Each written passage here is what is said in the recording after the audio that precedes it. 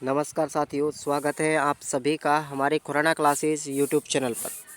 दोस्तों, आज की इस क्लास में हम बात करेंगे हमारी कला शिक्षा जो है उसकी यूनिट नंबर 3 है दृश्य कलाएँ। तो काफ़ी लंबा यूनिट है, अच्छा भी यूनिट है, नंबर भी ज़्यादा मिलेंगे इस यूनिट से। तो आपको चुनिंदा प्रश्नों को पढ़ना है। आप लोग देखते हैं एक बार रिवीजन करके आज की क्लास में। और आप लोग हमारे टेलीग्राम को ज्वाइन कर लीजिए, आपको डिस्क्रिप्शन बॉक्स में लिंक दिया गया है। और इस टेलीग्राम से जुड़ने का फ़ायदा ये है कि आपके लिए इस जैसे ही आपकी परीक्षा ख़त्म होंगी एसटीसी की, आपको तुरंत ही रीट की क्लासों के लिए तैयार रहना है।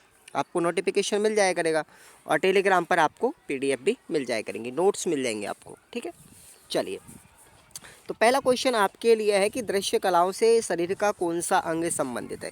इसका मतलब हम जो चीज़ें देखते हैं, दृश्य कला यानी देखने वाली जो कलाएं होती हैं, हम किन चीज़ों से देखते हैं? अपनी आँखों से देखते हैं ना। तो कौन से अंग से देखते हैं? नेत्रों से। ठीक है। नेक्स्ट हमारा क्वेश्चन है, नीचे दिए गए विकल्पों में से कौन सा उदाहरण द्विआयामी सतह का नहीं है। यानी कि आपसे पूछा गया है द्विआयामी नहीं है, इसका मतलब वो त्रिआयामी है। तो देखो, मूर्ति जो होती है ना भैया, वो 3 डायमेंशनल कंपोनेंट होता है, यानी कि 3 डायमेंशनल वस्तु होती है। बाकी जो हमारे मांडरे हैं, अल्पना, फट, चित्रकला, ये सब द्विआयामी है।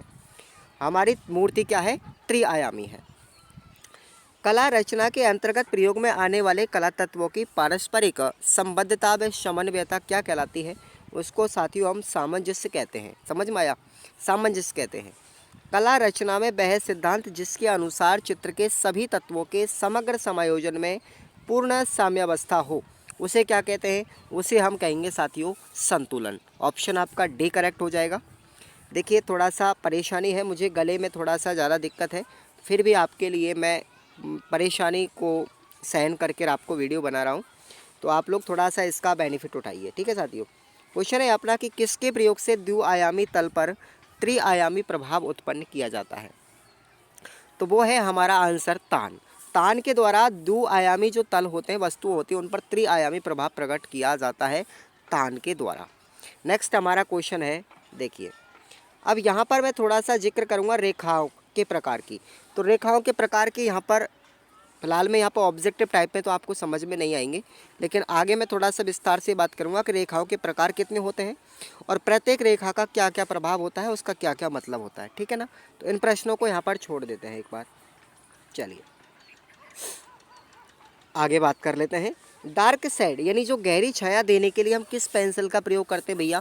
उसका करते हैं 6B का। किसका करेंगे? 6B जो पेंसिल होती है वो डार्क शेड दिखाने के लिए काम में ली जाती है। और जो दैनिक जीवन में लिखने के लिए पेंसिल काम में आती है वो आती है हमारी HB पेंसिल। आप लोगों ने कभी नटराज की पेंसिल देखी होगी तो उस पर HB लिखा होगा। ठीक है ना। नटराज की पेंसिल सब लोगों ने देखी होगी, नटराज कंपनी की। इसलिए अगला जो क्वेश्चन है अपना, देखिए, तेल आधारित पेस्टल या फिर क्रेयॉन का उपयोग किया जाता है। किस में किया जाता है? कांच में भी होता है, मिट्टी के बर्तनों में भी होता है, प्लास्टिक पर भी होता है। आंसर होगा आपका डी आंसर। अच्छा, क्वेश्चन आपका इंपॉर्टेंट है कि पेस्टल माध्यम का सबसे पहले उपयोग किया था, किसने किया था? अच्छा क्वेश्चन है, लियोनार्दो दा विंची ने किया था। किसने किया था पेस्टल माध्यम का प्रयोग? लियोनार्दो दा विंची ने किया था। अनुपयोगी वस्तुओं को कलात्मक ढंग से चित्रों पर चिपकाने की जो कला होती है साथियों, वो क्या कहलाती है? वो कहलाती है कोलाज। आंसर क्या हो जाएगा? कोलाज कहलाती है। चित्र का प्रथम तत्व क्या होता है? आंसर हो जाएगा आपका रेखा होता है। अगला क्वेश्चन है, बताइए साथियों, उदयपुर में कौन सा प्रशिक्षण केंद्र है? कठपुतली कला केंद्र है। कौन सा है? कठपुतली प्रशिक्षण केंद्र। और इसके जो संस्थापक हैं वो है देवीलाल सागर। कौन है? देवीलाल सागर। कठपुतली के जनक कौन है? देवीलाल सागर। आप लोग पढ़ना कभी रीट के अंदर, जब आप वो पढ़ेंगे ना आप लोग जी के, तो आपको देवीलाल सागर का नाम आता है। कठपुतली के जनक कहलाते हैं। देखो, यहाँ पर आपको रंगों से भी प्रश्न आपको ऑब्जेक्टिव में पूछे जा सकते हैं, लेकिन आगे प्रश्न आपका लंबा वाला आप पढ़ के जाओगे ना, थोड़ा बड़ा प्रश्न, तो रंगों के मतलब भी आपको समझ में आएंगे। ठीक है। अब देखिए आगे, कावड़ चित्रित किए जाते हैं। कावड़ चित्रित किसके? यानी कावड़ जो होती है साथी वो लकड़ी की बनाई जाती है। ठीक है ना, लकड़ी की बनाई जाती है। ओके, आगे बात करते हैं। राजस्थानी लोक कला में कागज़ के निर्मित चित्र को हम क्या कहते हैं? कागज़ के जो चित्र बनाए जाते हैं उनको हम पाने कहते हैं। क्या कहेंगे? पाने कहते हैं। ये सब कला संस्कृति की बात है भैया, आप लोग सब ने पढ़ी होगी। फट चित्रण के लिए विख्यात कलाकार कौन है? श्रीलाल जोशी है। ध्यान रखना, फड़ चित्रकला के कौन है? श्रीलाल जोशी हैं, जिनको पद्म श्री पुरस्कार से भी सम्मानित किया जा चुका है। राजस्थान की परंपरागत लोक चित्र शैली कौन सी है? फड़ चित्र शैली ही है। अगला क्वेश्चन, वह लोक नाट्य जो देवताओं के जीवन चरित्र को कपड़े पर चित्रित करने के माध्यम से प्रस्तुत किया जाता है, उसे हम फड़ चित्रण कहते हैं। ठीक है, अब देखेंगे सबसे अधिक चित्रांकन में सबसे लंबी गाथा। बताओ सबसे लंबी फड़ किसकी है भाई? किसकी लंबी फड़ है? सबसे लंबी फड़ है देवनारायण की। किसकी है? लोक देवता देवनारायण की। ये अपनी वो चल रही है कला संस्कृति, ध्यान रखना आप लोग, पूरी चित्रकला में कला संस्कृति ही पढ़ते हैं। अगला जो क्वेश्चन है वो है कि सिंधु घाटी सभ्यता की मोहरें शिल्प की किस तकनीकी की उदाहरण है? तो वो है साथियों अपनी उच्चीकृत तकनीकी की। ठीक है ना, उच्चीकृत बोलेंगे। किसी वस्तु पर रंग लगाकर उसके छापे किसी भी समतल धरातल पर लेना क्या कहलाता है? उसे कहेंगे हम छापांकन। क्या कहेंगे? छापांकन कहेंगे। नेक्स्ट क्वेश्चन है, किस स्थान पर राजस्थान में छपाई का कार्य बहुत अधिक किया जाता है? तो कहाँ पर किया जाता है? सांगानेर जयपुर के अंदर। सांगानेर जयपुर के अंदर किया जाता है। अगला क्वेश्चन है अपना देखेंगे, फर्श पर विभिन्न रंगों से बनाए गए अलंकरण को क्या कहेंगे? उसको हम फर्श पर जब हम विभिन्न प्रकार के रंगों से कुछ बनाते हैं ना, उसको हम रंगोली कहते हैं। और पेपर मेसी क्या होता है साथियों? पेपर मेसी कागज़ की लुगदी को कहते हैं। क्या कहेंगे? कागज़ की लुगदी को पेपर मेसी कहा जाता है। अब आते हैं हम थोड़े से अलग प्रश्नों की तरफ, बड़े प्रश्न, एक एक लाइन के।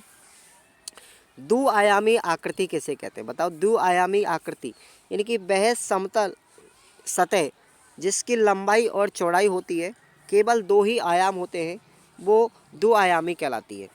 इसमें जैसे बोर्ड जो हमारा होता है, कागज़, दीवार, लोहे की चादर, लेकिन मूर्ति साथियों त्रिआयामी होती है। ठीक है ना, क्योंकि उसको हम तीनों चारों तरफ से देख सकते हैं, इसलिए। आगे बात करते हैं हम, संतुलन का क्या तात्पर्य है? यानी कि संतुलन चित्र में क्या व्यवस्थित करता है? ठीक है ना, तो संतुलन का मतलब आप लोग समझेंगे, चित्र में प्रयुक्त तत्वों जैसे रंग, रूप, रेखा आदि की ऐसी व्यवस्था जिससे कलाकृति का दृष्टिगत भार सर्वत्र समान रहे, उसको हम कहेंगे संतुलन। यानी कि कोई भी वस्तु या कोई भी चित्र सब जगह से एक जैसा दिखाई देता है। अगला जो क्वेश्चन है वो है हमारा, सामंजस्य का क्या तात्पर्य है? एक चित्र में सामंजस्य का होना क्यों आवश्यक है? सामंजस्य का मतलब है, तात्पर्य है, कलाकृति में अंकित आकार, रंग, विषण आदि के आपसी तालमेल से है। चित्र में सामंजस्य इसलिए आवश्यक है ताकि चित्र में प्रस्तुत भावों एवं तत्वों में कहीं भी विविधता ना हो और वे आपस में गुथे रहें। ठीक है, अगला क्वेश्चन है, वर्ण सामंजस्य से आप क्या समझते हैं? विभिन्न प्रकार की वर्ण संगति से चित्र में सामंजस्य स्थापित करना क्या कहलाता है भैया? वर्ण सामंजस्य कहलाता है। याद रखते जाइए एक एक चीज़ को। चित्रकला के कितने तत्व हैं? तो आपको याद रखना है, चित्रकला के 6 तत्व हैं, जैसे रेखा, रूप, वर्ण, तान, पोत और अंतराल। ये 6 तत्व आपको याद रखने विशेष रूप से। अगला क्वेश्चन है, पोत से क्या तात्पर्य? पोत क्या होता है देखेंगे, किसी भी वस्तु के धरातल के गुण को, किसी वस्तु का जो धरातलीय गुण होता है उसे हम पोत कहते हैं। और पोत से मतलब है छूने और देखने में एक ही प्रकार की अनुभूति हो। अगर हम देख रहे हैं तो भी ऐसा ही अनुभव हो और छू रहे हैं तो भी एक जैसा अनुभव हो, तो वो कहलाएगा पोत। ठीक है, आगे बात करते हैं। नेक्स्ट, रेखांकन को परिभाषित कीजिए। तो किसी भी रेखा के अंकन को क्या कहेंगे? रेखांकन कहेंगे।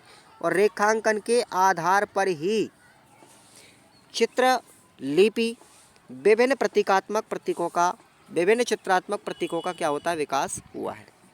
ठीक है, वर्ण के प्रमुख गुण कौन कौन से हैं? तो वर्ण के 3 प्रमुख गुण हैं।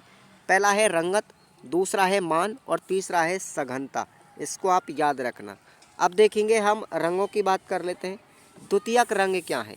द्वितीयक रंग जब किन्हीं 2 प्राथमिक रंगों को मिलाने से जो हमको रंग प्राप्त होता है वो कहलाते हैं हमारे द्वितीयक रंग। ठीक है ना, अब देखो हमारे प्राथमिक रंग कौन कौन से हैं। सबसे पहले तो आपको ये जानना है, लाल, नीला और पीला, ये तो हमारे हैं प्राथमिक रंग। अगर हम दो प्राथमिक रंगों को मिला रहे हैं, जैसे लाल और नीला मिलाया तो कौन सा द्वितीयक रंग बना? बैंगनी। ऐसे ही लाल और पीला दो प्राथमिक रंग मिले तो द्वितीयक रंग कौन सा बना? नारंगी। ऐसे ही नीला और पीला दो प्राथमिक रंगों को मिलाया तो द्वितीयक रंग कौन सा बना? हरा बना। इस तरीके से आपको ये याद रखना है क्वेश्चन। आगे बात कर लेते हैं। देखिए, खड़ी और आड़ी रेखाओं में कौन से प्रभाव उत्पन्न होते हैं?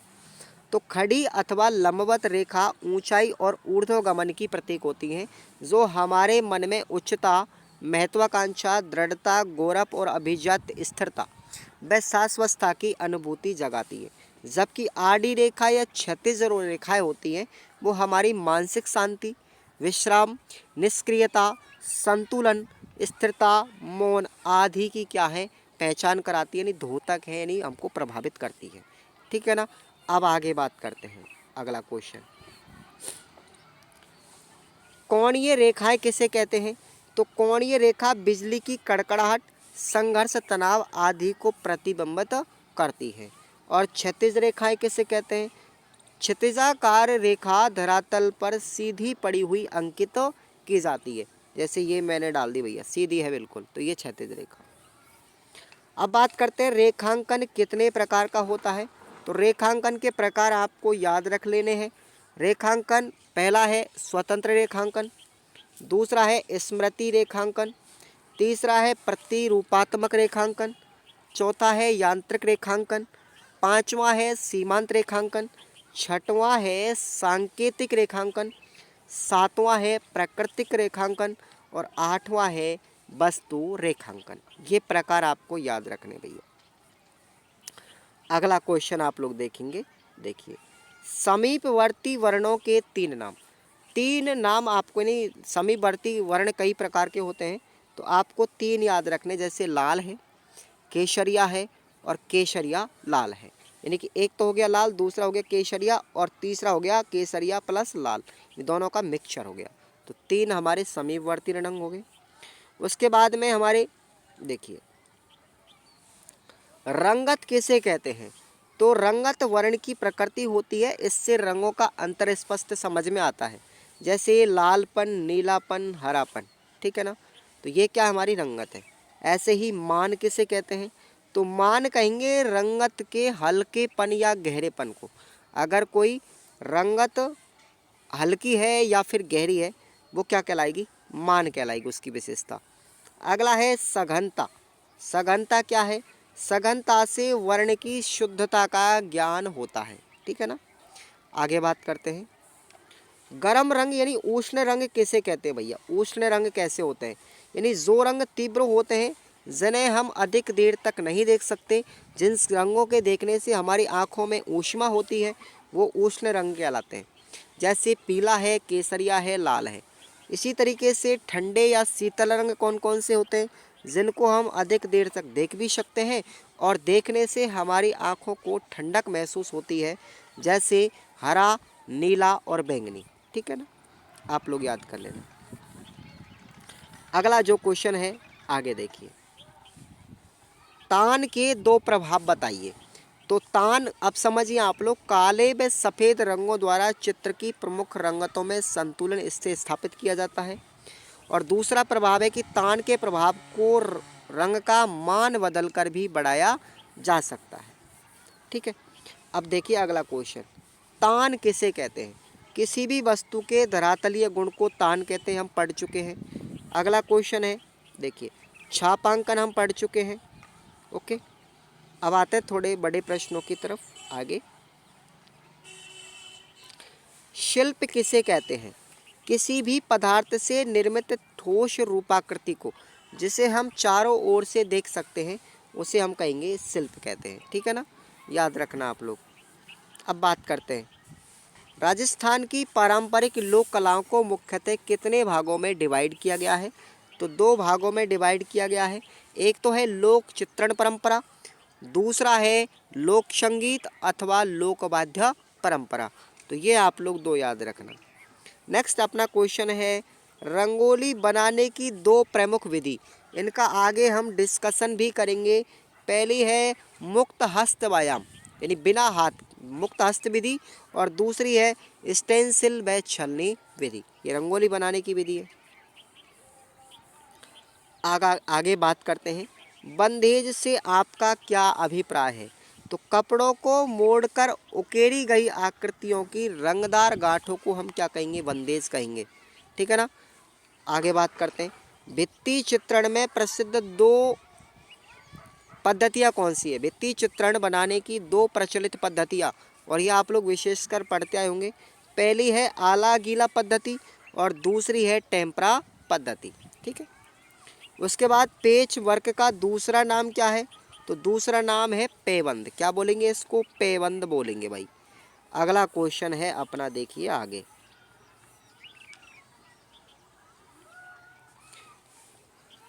मुखौटों से होने वाले किन्हीं दो प्रभावों को लिखिए। मुखौटों से क्या प्रभाव पड़ता है?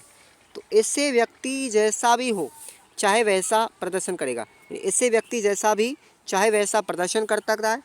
मुखौटे लगाने से दर्शकों के दिल पर पात्र की वास्तविक रूपरेखा का प्रभाव पड़ता है और मुखौटे लौकिक कथाओं के प्रदर्शन में भी सहायक होते हैं।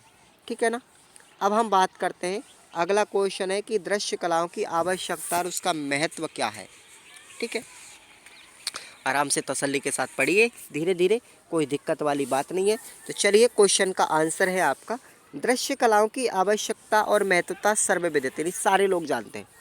छात्रों को अपने चारों ओर फैली हुई वस्तुओं का अवलोकन करना पड़ता है, साथ ही उन्हें उनके साथ वातावरण का संबंध भी स्थापित करना पड़ता है। जब बच्चा एक वास्तविक वस्तु का अवलोकन करते हुए उसका चित्र बनाता है तो उसकी संकल्पनाएं स्पष्ट होते हुए उसको विश्लेषण करने की क्षमता को विकसित करती है, जो कि बच्चों को आगे बढ़ाने में विशेष रूप से सहायक है। यह बच्चों में विशेष प्रकार के कौशलों को विकसित भी करती है, जैसे मुख्य कौशल अवलोकन का विकास, वस्तुओं के निर्माण की समझ और अपने चारों ओर उपस्थित कला को प्रकट करना। ठीक है ना। अब बात करते हैं, सामंजस्य में सहयोग के संबंध को स्पष्ट कीजिए। अच्छा क्वेश्चन है। तो देखेंगे, सहयोग तथा सामंजस्य एक दूसरे को बल प्रदान करते हैं।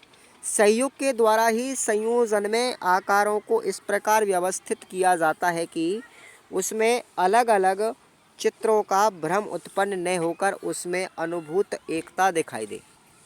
सामंजस्य चित्र के तत्वों के आपसी मेल जोल पर निर्भर करता है, आधारित होता है, जिससे चित्र में सौंदर्य व आकर्षण बढ़ जाता है। ठीक है ना। अगला क्वेश्चन हम बात करेंगे ये लिए, रेखाओं के प्रकार। तो देखो, यहाँ पर मैं आपको 3 प्रकार बता रहा हूँ, तीनों का प्रभाव भी बता रहा हूँ।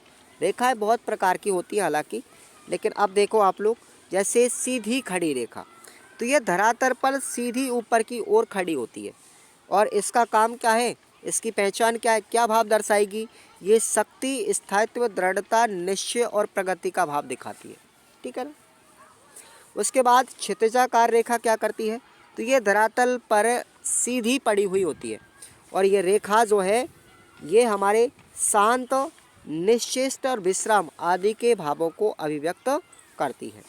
ऐसे ही तिरछी रेखा की बात करें तो ये क्षैतिज से कोण बनाती हुई लगभग 80 से लेकर के 100 डिग्री के बीच में, 80 से कम होता है और 100 से अधिक होता है। तो ये क्या काम करती है भाई? ये करती है अस्थिरता, वेग आदि को अभिव्यक्त करती है। अब देखो, वर्ण के गुण मैंने आपको ऊपर पढ़ा ही दिए। जैसे पहला गुण है रंगत, तो ये रंगत वर्ण की प्रकृति होती है, जैसे लालपन, पीलापन, नीला। ठीक है ना। ऐसे ही मान की परिभाषा कि मान रंगत के हल्केपन और गहरेपन का द्योतक है। ठीक है। ऐसे ही सघनता, यह रंग की शुद्धता का परिचायक होता है। तो ये आप लोग पढ़ लेना। ठीक है भाई। अब हम बात करते हैं कि विरोधी रंग किसे कहते हैं, विरोधी वर्ण किसे कहते हैं। यदि किन्हीं दो मुख्य रंगों को मिला दिया जाए, ठीक है, तो उससे प्राप्त द्वितीयक रंग तथा शेष बचे हुए रंग एक दूसरे के विरोधी अथवा पूरक रंग कहलाते हैं। वर्ण चक्र में एक दूसरे के आमने सामने वाले रंग एक दूसरे के पूरक होते हैं।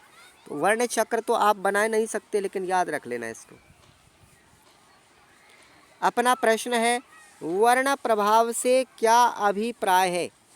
विभिन्न वर्ण प्रभावों को स्पष्ट कीजिए। ठीक है भाई, तो देखिए वर्ण प्रभाव, रंगों के मानसिक प्रभाव भी होते हैं जिनका हमारी भावनाओं से सीधा संबंध होता है। वर्ण भावनाओं को उद्वेलित करने की शक्ति रखते हैं और अतः वर्ण के इन्हीं प्रभावों के कारण साधारणतः वर्ण क्या होते हैं? उष्ण रंग होते हैं और शीतल भी होते हैं। और उष्ण और रंगों की और शीतल रंगों की हमने बात ऑलरेडी कर ली है, ऊपर आप लोग पढ़ ले चुके हैं। ठीक है ना भाई, तो देखो प्रश्न तो वही है।